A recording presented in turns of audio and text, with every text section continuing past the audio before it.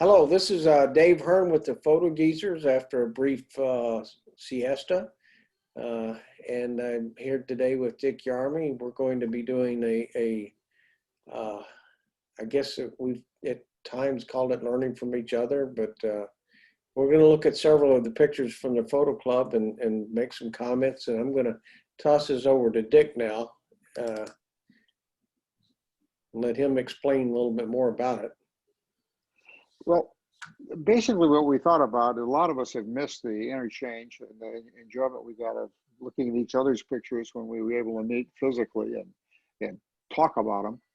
And quite a few of us that go out on hikes together or shoot together often get a lot of helpful hints. David Hearn and Ernie Jenke have helped me a great deal with my photography by just saying, well, did you think about this? Which is basically just a form of editing.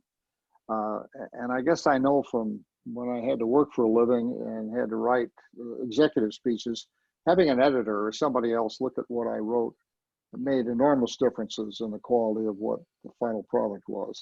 A note in the margin that would say, you really want to say this?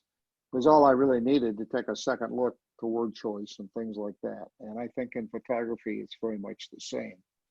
Many of us go out together, either with our partners or friends, to photograph, use each other.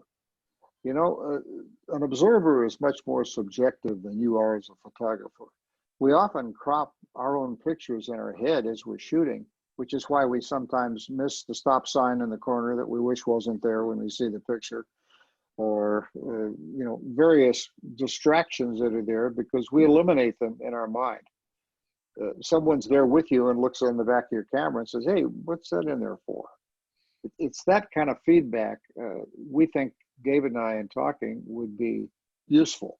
And you know, they're not mandates, they're suggestions. Have you thought about trying this? It is kind of the concept.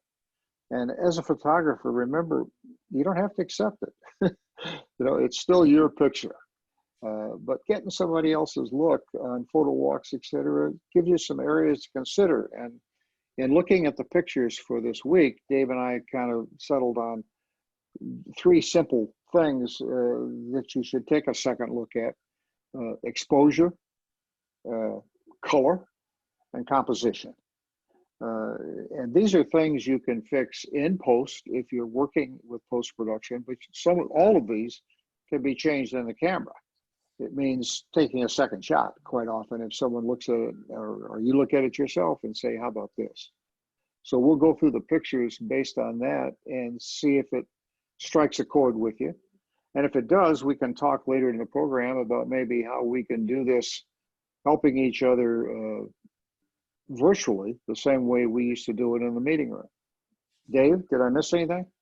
No, I think the one thing that we'll talk about is maybe some taking the same picture and looking at it afterwards to do it compositionally, doing things like cropping to change the composition. So I'm going to share my screen now. Okay. And go over to my Lightroom, and hopefully the very first picture, Ernie Jenke's pictures, come up on the screen, hopefully. It is. I got it. You want to, this was one that both Dick and I immediately faved, and think it's a really nice photo. You want to comment a little bit about it, Dick? So. Yeah, I mean, of course, the color choice and the framing and composition are wonderful, but it's a perfect example of cropping and how taking a different view of something. This is the same kind of view you'd get if you had your camera set on panorama. But I think Ernie has done this with cropping, if I'm not mistaken. But the vista that it gives you and the expanse, it's just really a striking picture. When it came up on Flickr, it's the kind of thing that you just reach for the star. But the way, if you imagine a lot of top and bottom information on this picture, that would add nothing to it. More foreground or more sky would actually diminish the power of the picture, I believe. David? No, I think there's a couple of real subtle things in this picture that I like. If you can see my little magnifying glass, Yep. one thing that really, it's subtle, but if you imagine this line down through here and then back up, and looking at the clouds and how it kind of mimics the mountain ridge, and it's really subtle, but it's one of those things that that there are oftentimes very subtle things in a picture, and maybe you don't intend it at the time, but once you note it, it's something you begin to look for later on. And it would not be as noticeable in a wider, in a shot with more top and bottom. Correct. And the beauty of that repetition of line or rhythm, however you'd like to describe it, is it pulls you into the picture. That and the highlights that are speckled through the mountains from the dappled clouds, everything is a magnet to just pull you through the picture, which is what I think you're looking for with landscape photography. But that's not my shtick, so I'd rather let Dave talk about that. Well, why don't we go to this one from Sydney Wilson, Edisto, I think, Beach. And Dick, I think you had some things that yeah, there were. She both took this tree from two points of view. One, she did a square crop on it that was very effective and very nice. And this one is what I'd call Academy aperture 3 to 4. This is one where I feel a crop like Ernie had put on the panorama would help this picture to make it more of a minimalist picture. Dave, I think you did that, didn't you? Didn't you? Yeah, here's the crop. Now, and I guess the point is, it doesn't necessarily mean somebody may like the other version. Right. A lot of people might like the other version better. I mean, but I think it's always helpful to look at, and this is basically a 16 by 9 crop. And one of the things we're talking, all of your editors have these aspect ratios that you can immediately apply to a picture, and it's oftentimes helpful to just try those out. And just as importantly, when you go to, if you decide to print them, you've got the right aspect ratio when you go to print. Here's another one from. And I guess just to make that point you made about just before you got into the crop was, it may not be, as Sydney as the photographer might say, nah, I really like it the way I shot it. And that's where the suggestion in editing comes in. An editor is not somebody that tells you how to do something. It's somebody that causes you to take a step back and say, yeah, I could look at that 2 different ways. And then you make your decision and you're done. In keeping with those same comments, this is a picture of Horace Hunt, who immediately, this picture immediately grabbed me. And I liked it, and I loved the color, loved the way the sidewalk took you through the picture. And I did send Horace a comment. I said, did you consider putting a 16 by 9 crop on it? And he's then played around with it and got this. And just like with Sydney's picture, you may like the one with more sky, but you get a totally different feel when you put this 16 by 9 crop on it. And it takes about 5 seconds to do by just grabbing the crop tool and picking the 16 by 9 aspect ratio. So, similarly, here's a picture from Susan Murdy. And I really liked the way she got in close to these berries, and you do have some softer focus in the background. So these berries seem to be floating there. And I looked at it and said, well, what would happen if I just threw a 1 by 1 crop on it and made it stand out even more? So again, it's it's not so much, you may like this, you may like this, you may like this the best. The point is, just by doing some simple crops, you can get a different view and see a different version of your picture. Let's talk color. Dick? This is a lovely picture. This is Buzz's, I believe. Yeah. And the thing I loved about this was the pastel look to it. And kind of interesting, as we went through pictures from the week, it appeared that Dave Hearn shot the same pile of leaves and had in his mind a totally different rendition. Dave, show yours. Yeah. Whereas now here, by underexposure, he wanted to show how wet the leaves were. And wanted that contrast you get from the dark to the light. So here are two very similar camera points in totally different pictures, just based on how you want to render it. And the beauty of it is some of the change.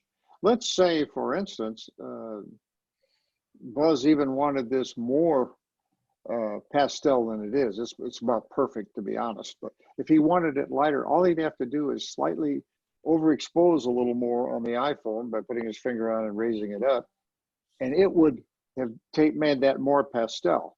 If he wanted, that's probably too far, but you see what I mean. And if he wanted to do it darker like Dave's, that's possible too, which changes the depth of his picture, because when you drop exposure, it exposes or it affects the shadows quicker than the highlights. So you end up with more contrast, at least apparent contrast in your picture. Yeah. Now, actually, with Buzz's picture, I think he hit it right on the head the first time. Where he had it was perfect. Yeah. In fact, let's go to this. But the options are there.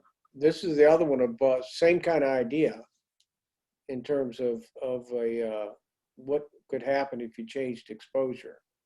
Because the only thing that's difference between the two, the one on the left is his picture, which has a really nice composition, nice out of focus in the background, showing this greenbrier, cat's greenbrier, I think is the name of this plant. And then by dropping the exposure, as Dick commented, you're really affecting the shadows a lot more. So you make that leaf pop up off the background, I think, more than you did on the one on the left. It gives it apparent texture as well. It almost looks like it changes the direction of light. So it looks more side lit than top lit. And again, someone might not like it. They say it's a little dull for my taste. I like stuff with more pop to it. So, all I guess we're getting at is there's more than one way to skin a cat, and having an editor and working with somebody else gives you might force you to take those options. Yeah, and in keeping with the same idea, here's a couple from, okay. Bear with me for a second. I'll get this right here. See what happens when we take a week off, Dave? I know. Okay, these are Sydney Wilson's picture, and if the one on the right is her picture as original, and the one on the left is one that we've just changed we've lightened it up, we've brightened it up a little bit, very subtle. And like Dick has said before, it really gets down to a taste. You may like the one on the right more, or you want on the left, depending on what you want. In many cases, it's so subtle that you get a picture like this, there is no right or wrong answer. No matter how you work this, either in the camera, because the design is so strong, and the color choice is so good. If you like the lighter one, fine. If you like when more contrast, which it also has, that's great. If you like the more subtle one, that's great too. And if you didn't see them side by side, you probably wouldn't even be having a debate with yourself. But it does show you that even in something that's this subtle, there is a a direction you can go. I'm gonna put up another pair right quick.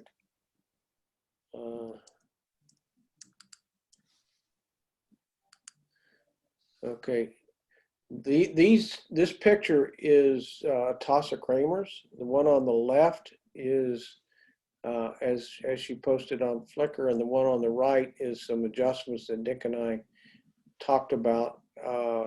Dick, you want to kind of go through some of the thinking on it? Yeah, and it's pretty simple adjustment. We really just brought the exposure down a little bit on the highlight area because the sun was becoming an eye magnet. It was pulling you much too strongly to that spot, which caused you to miss the gorgeous color rendition she has in the cloudscape behind the silhouettes, which are just beautiful. And Dave's suggestion also to enhance that left side of the picture was to just deepen the blue. Again, a simple exposure alteration. If you didn't want to go into hue, saturation, and luminosity, you could do that by just coming down exposure. Right. But the picture, as from an editor's point of view, I would say, I think I would suggest it to the photographer to drop the exposure a little to strengthen the picture. And what it did was it saturated the colors. Did I get it right, Dave? Do you think? Am I explaining what we did? Well, that's what you told me to do. Yeah, okay. Yeah, but I don't trust your mouse. No, I just, for me, one of the things that on sunset pictures, and this gets down to personal preference, but I really, really try to avoid really the strong blown out sun. And luckily for Tasa in this picture, she shot it with her little Canon G7X. There was enough information there that quite a bit of that sun could be recovered. And what happens if you look, if you see my arrow, look at this tree line and how much more these trees are visible because we've toned down that area. Again, it affected the highlight, which is what we wanted to affect, but it also affects the shadows greatly, which made them black instead of, and yet there's no haloing or any of the bad artifacts you can get when you start messing with spots of high contrast in a digital picture. You can get into some real problems, but the information was there. Her exposure allowed this change. And as Dick said earlier, whether you're on iPhone or any other camera, you can always lower that exposure. You don't have to wait and think about post. You can, as you're standing there, take the first shot on the left and then take a shot on the right where you drop the exposure.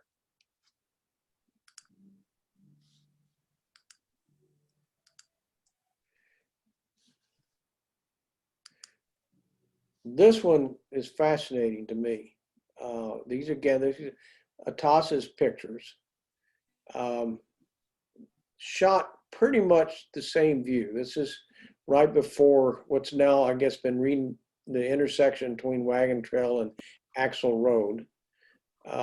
What's fascinating to me, these were shot, the one on the left was shot on November 9th. The one on the right was shot on November 12th. Within 2 minutes of each other. So they were shot at almost exactly the same time of day. But because this time of year, the sunset time is changing, the one on the left is 5 minutes earlier before sunset than the one on the right. And it's just, to me, it's fascinating how much the color has changed between the two pictures. And it's seems to be pretty much the same atmospheric conditions, mostly overcast with a little bit of blue sky. But the light has changed, and kind of the takeaway here is when you work a subject, when you work a scene, especially at sunrise or sunset, you need to be prepared to take lots of shots and watch what happens with color as the sun comes up or goes down. You have any comments, Dick? Yeah, no, just the total difference in color in a few minutes. Here we talked a lot in this little segment about how you can do it with your camera with exposing the changing conditions at sunrise and sunset in a minute at a time can make big adjustments for you. So it's just a matter of patience and watching it to get what you want. And as you see in these two pictures, it's like they're two different scenes. And It's really interesting. And I actually went in and looked at her exposure data, and the net exposure was almost identical. So it's not a matter of one having been underexposed, the other overexposed. They're shot pretty much with the same exposure. David, when we got into leaves, we kind of jumped and missed pictures 11 through 16. I'm coming back. Tom Maynard's. I'm coming back to those right now. Oh, okay. I decided to rearrange the presentation. Okay. I'm just messing with you, Dick. The word brain fart comes to mind, but I didn't want to say it. Hey, Pete, this is PG. Okay. Okay. So we have the next four are all Tom Maynard's shots. The Hawes Creek overview. How do you want me to put these up? Well, it really doesn't matter because the point that I got out of it, and it may not even be a real point, maybe it just fits into our outline, but the point I got out of it was that sometimes you could be your own editor.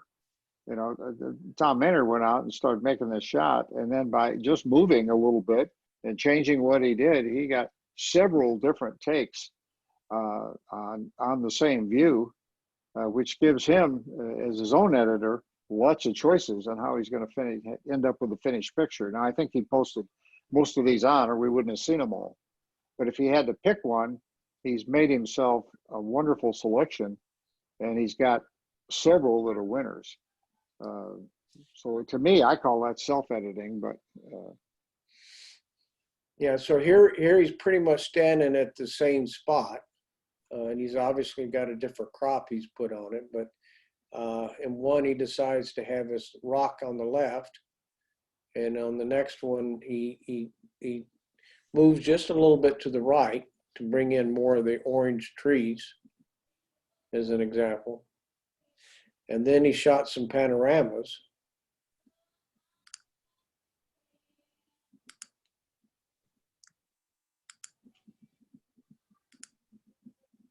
Whoa, what happened?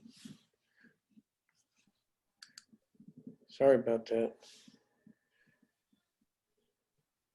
Operator error. I'm going to send you some batteries for that mouse. Just hold your horses.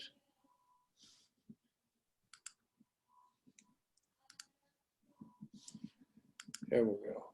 Here we go. Yeah. And two different panoramic versions. The one on the left showing a lot more of the valley, less of the rock outcropping. And then on the one on the right, he's picked up that rock on the left. And I guess this is where editors come in. Show these to two different people, and somebody's going to like the one on the right and someone on the left. I'm going to like the one on the right because I like the anchoring that the trees gives it, and the connecting lines between mountain and the repetitive concept between the weeds in front and the mountains in the back. But someone else might like the other one better for the simplicity. It's just. But the thing was that by giving himself choices, those choices are available. It's also kind of interesting if you look at the tree over on the right here, it's almost the same view of that tree in both pictures. Right. So the extension is all to the left, but it really changes the look. They're really nice pictures, by the way. They're really good. So then we have a picture. This is same overlook. This is Ernie Janke. instead of a panorama, he's has gone in and zoomed into the valley and obviously the developments down below. And Dick, you want to make some comments about Well, it maybe? was just interesting to me. Again, you always think of a vista like this as being a big wide shot with the mountains and the clouds, etc. And yet the interesting thing to me, like I say, it's very subjective. But the interesting thing to me was the community in the valley. And I guess I had said to you, what would it look like if that's all we saw? If we didn't need to place it, now it takes on more of a monopoly town look. But I personally, I like this. That doesn't make it right or wrong. It just means I like this view. And because it's a good quality camera and a good photograph and it's steady, you can carve this out of it. If it isn't what you want, and obviously it wasn't when Ernie pointed the camera, you still got what he had before. But this crop is available and it's in there and it's a good sharp picture with not, and to me, I like it brings out the orange and the color in the fall leaves that aren't as noticeable in the long shot. I guess we're going to end with one last picture. This is a Buzz Yoder shot from just yesterday. And both Dick and I really love the composition, almost abstract nature of this. Having been on the same walk, I know where this little cleft in the rocks is located and what it looked like, but I think he really captured it well. I don't know for sure. One of the problems you have with iPhones is you got to be careful. And I do not know that this happened, but sometimes if you're out walking, and you're carrying your shirt pocket, you can get some moisture, especially if you're hiking. So you should always try to clean the lens off. I'm not sure that's what was going on here. It was a bright sunshiny day, so you could have had some just lens flare haze creep in. But this shot, the low contrast hazy look, I think probably could stand just a little bit of tweaking. So if you go over to here, and what all that's happened here is, and you could do this on the iPhone. They've got something called the black point. You go into the editor, and I if you start out here, I just lowered the black point, and I did raise the contrast just a little bit. And we've gone from this to this.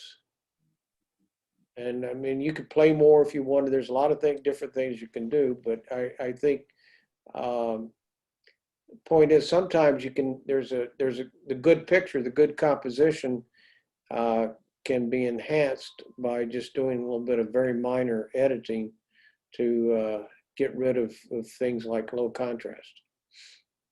And I'm not an iPhone photographer, but I think if I was, a microfiber cleaning cloth in my pocket would be a number one thing because of the camera behind the Gorilla Glass and the fact that any fingerprint would cause, the same way moisture would cause tremendous flaring and lack of contrast.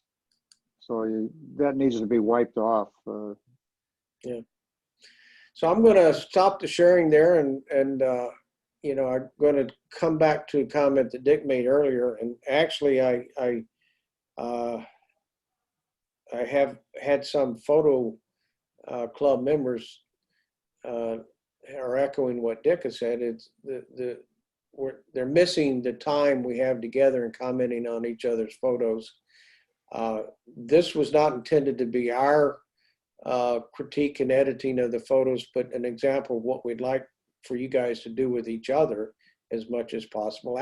Seek out, if somebody takes pictures like Sydney, who does great composites, seek her advice out about composites, or some of the reflections that Atasa does. But to that end, we're proposing next time maybe doing a photo club Zoom call. And we're still working on the details of how we would execute that, but we would try to get everybody on. I probably would get out the slideshow the day ahead so people could get to see the pictures we're about to review, but that's an idea we're putting out there. And feedback, let us know what you think about that idea. Drop us an email, or if you see us picking up dinner or lunch, just let us know. Yeah. So with that, I guess we'll say goodbye for, hope everybody has a happy Thanksgiving, and, you know, get your order in by the 24th so you can get your turkey and mashed potatoes or one of the alternatives. So with that, I guess we'll say goodbye until next time. Dick? And thank you, and thank you for your pictures. Appreciate it.